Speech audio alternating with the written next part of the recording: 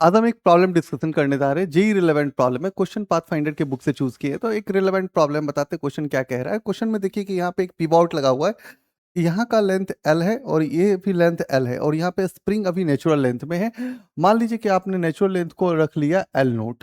अभी क्या करना है कि इसने बोला है कि एक स्मॉल पीरियड का टाइम ऑफ ऑसिलेशन जो है वो सेटअप कर दिया 2 पाई रूट अंडर m/k। तो आपको इसका जो रिलैक्स लेंथ है या नेचुरल लेंथ है वो पता करना है। सी, इस सवाल में बोला है कि डिस्क को थोड़ा बहुत आपको ऊपर या नीचे शिफ्ट करना पड़ेगा, जिसके कारण ये पहले तो ये इक्विलिब्रियम में है। अब इसमें ऑसिलेशंस तो दिखाना पड़ेगा, तो ऑसिलेशंस के लिए आपको ऊपर या नीचे शिफ्ट कीजिए। जैसे ऊपर आप शिफ्ट करिएगा तो स्प्रिंग में एलोंगेशन होगा, उस एलोंगेशन के कारण एक नया टाइम पीरियड सेटअप होगा, और इस टाइम पीरियड को उसके साथ कोरिलेट करके सवाल को हैंडल करना होगा।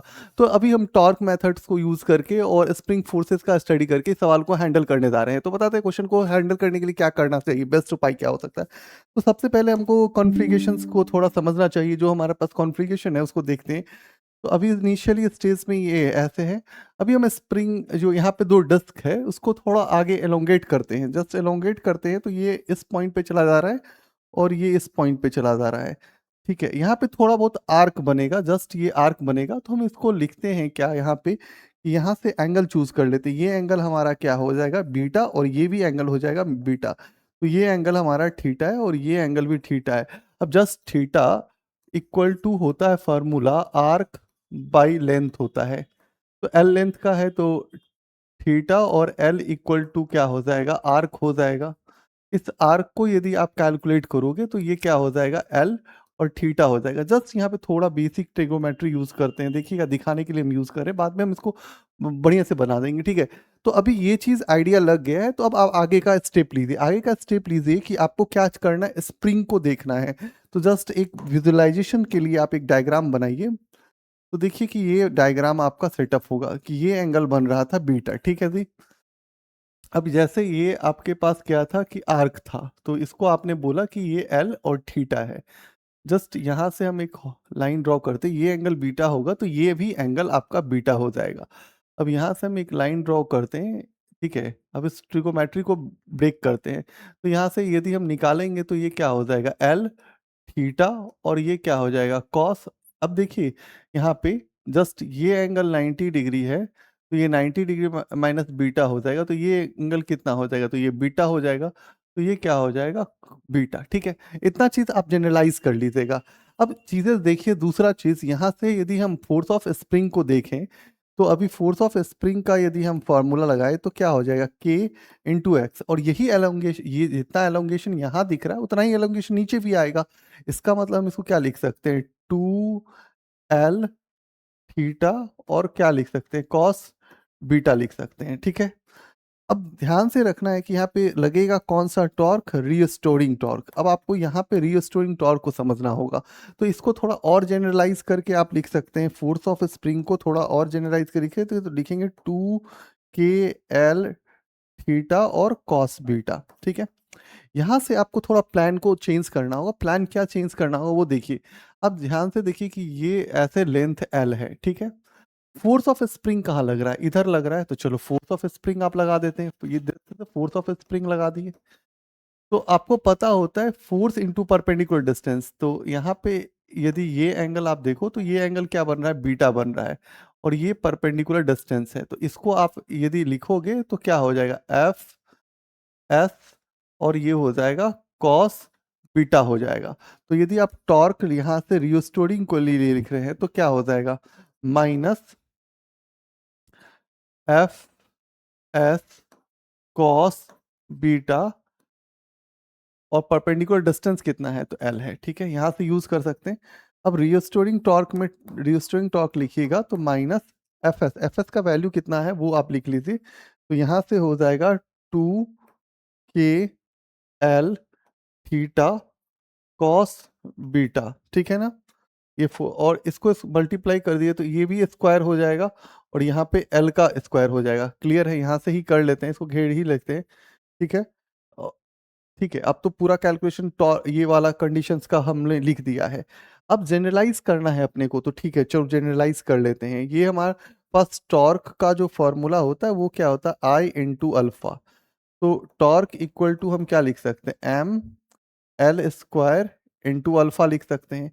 अब दोनों को कंबाइंड करते हैं, जस्ट कंबाइंड करते हैं तो हम लिखेंगे M L square alpha equal to minus 2 K L square theta cos square beta. ठीक है, यहाँ से एल स्क्वायर और एल स्क्वायर मार लेंगे, यहाँ से अल्फा निकालेंगे तो क्या हो जाएगा -2 के थीटा, और ये हो जाएगा कॉस स्क्वायर बीटा डिवाइड में क्या हो जाएगा एम हो जाएगा। ठीक है, अब मेरे को जनरली फॉर्मूला क्या पता है, अल्फा इक्वल टू क्या होता है ओमेगा स्क्वायर इंटू थीटा होता है।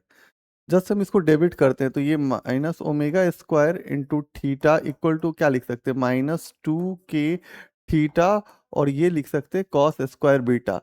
जस्ट निगेटिव साइन को हटा दीजिए और यहाँ से थीटा को हटा दीजिए, तो ओमेगा स्क्वायर इक्वल टू क्या हो जाएगा 2 के कॉस स्क्वायर बीटा। तो ओमेगा इक्वल टू क्या हो जाएगा √2 के कॉस स्क्वायर बीटा। अब टाइम पीरियड के लिए जाइए, तो टाइम पीरियड के लिए आप जनरली लिखते हैं क्या 2 पाई/ओमेगा। तो आप 2 पाई और ओमेगा की जगह अब जब डालिएगा तो ओमेगा की जगह 2 पाई/ओमेगा ना।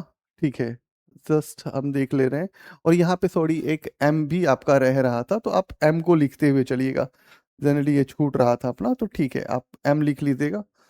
ठीक है, तो बाई एम कर लेते हैं, चलते हैं यहीं पे। ठीक है, ठीक है, अब यहाँ पे क्या हो जाएगा एम ऊपर चला जाएगा, और यहाँ पे क्या हो जाएगा 2 के कॉस स्क्वायर बीटा, और स्मॉल ऑसिलेशन के लिए टाइम पीरियड दिया है 2 पाई√अंडर m/k दिया हुआ है।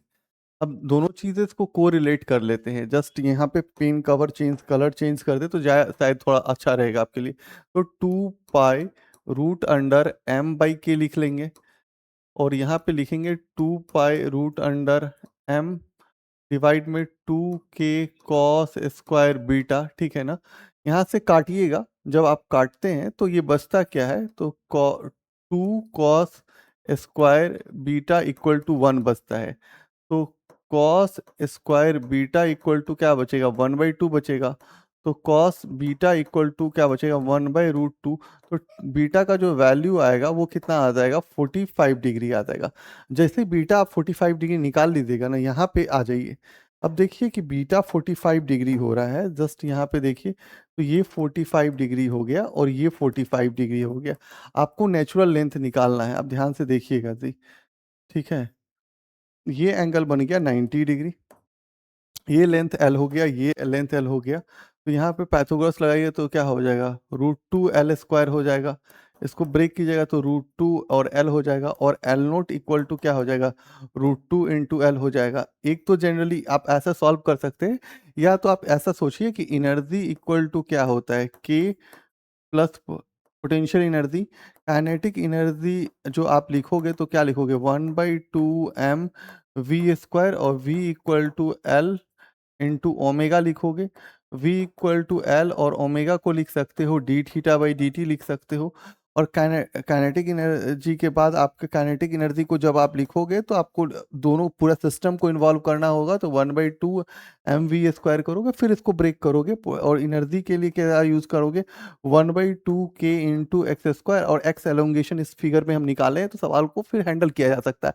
तो देखो इस मेथड से भी आप बना सकते हो, उस मेथड से भी बना सकते हो। जस्ट हम इसका वीडियो अपलोड किए थे, बट एक एरर किए थे हम, यहाँ पे गलती से आई बोल दिए थे, और वो पता नहीं मेरे को लगा कि इसको हटा देना चाहिए, इसलिए हम एल इंटू ओमेगा के टर्म में लिखे हैं। तो जस्ट कभी कभी हो जाता है, तो हम सोचे कि यार हम फ्री घर में ही बैठे हुए हैं, तो फिर से हम रीस्टोर कर देता हूँ इसको, फिर से अपलोड कर देता हूँ पूरे वीडियो को। तो जस्ट हमारे पास जो भी कॉन्सेप्ट था, जो बेसिक आइडिया था, उसी को अप्रोच करके सवाल को हैंडल करते हैं। तो आज के लिए थैंक यू।